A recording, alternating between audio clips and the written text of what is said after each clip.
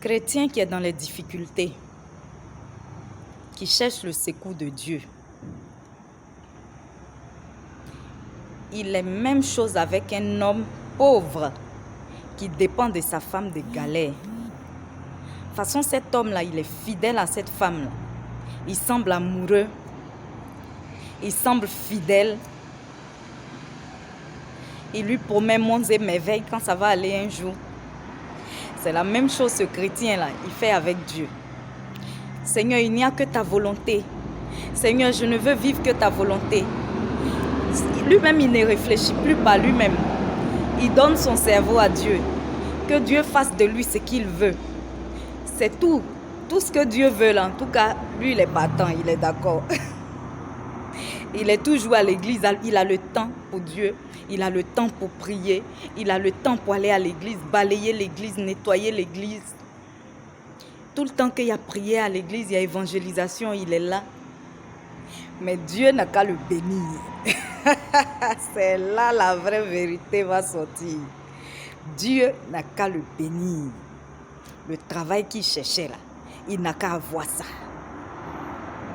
L'argent qu'il cherchait là, il n'a qu'à avoir ça. C'est là maintenant il va montrer à Dieu qui a mis l'eau dans le coco. C'est là maintenant il va récupérer son cerveau parce que pour lui, c'est impensable, c'est inadmissible qu'un intellectuel ne réfléchisse pas. On doit expliquer les choses. Dieu est devenu, Dieu qui ne voyait pas avant, qui y croyait là. Maintenant là, comment on peut croire en quelque chose qu'on ne voit pas? C'est la science. Tout est démontré. Les chrétiens ont trop des pensées bizarres, des pensées rétrogrades. Non, mais je n'ai pas le temps. Je travaille trop, je voyage trop, donc vraiment, je n'ai pas le temps. Ces temps libres là, il les passe avec ses amis. Il va en week-end. Son argent, c'est pour les boîtes de nuit. En tout cas, c'est pour tout, sauf pour l'œuvre de Dieu. Sauf la source. Là où l'argent est quitté, là où le travail est quitté là.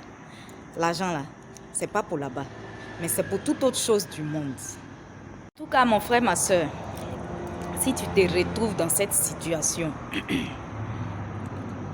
si, quand c'était dur sur toi, quand c'était difficile pour toi, quand tout le monde t'avait rejeté et que tu es allé vers Dieu, que lui ne t'a pas rejeté, qu'il t'a donné ce que tu as aujourd'hui,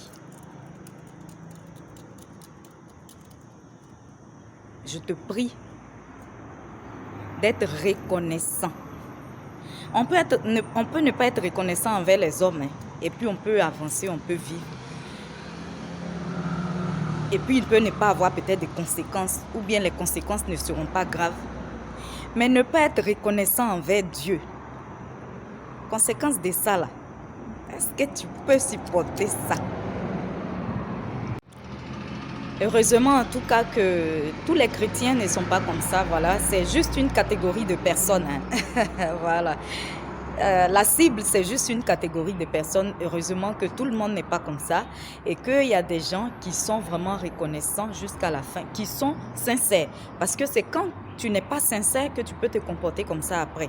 Voilà. Tu savais exactement ce que tu cherchais, tu avais déjà tes plans. Voilà, donc dès que ton objectif est atteint ou bien ce que tu recherchais, tu l'as eu, tu montres ton vrai visage. Mais pour les personnes qui étaient vraiment sincères dès le début, bien au contraire, ces personnes-là même, elles vont faire encore plus. Elles vont encore plus même s'attacher à Dieu. Être reconnaissant, faire des témoignages. Voilà, donc mon frère, ma soeur, Dieu ne t'interdit pas de vivre ta vie. Dieu, il n'est pas un Dieu dictateur, il n'est pas un Dieu qui s'impose. Il nous a donné le libre arbitre, mais nous devons savoir également que Dieu, il est indispensable dans notre vie. Que ce soit dans nos bons moments ou dans nos mauvais moments.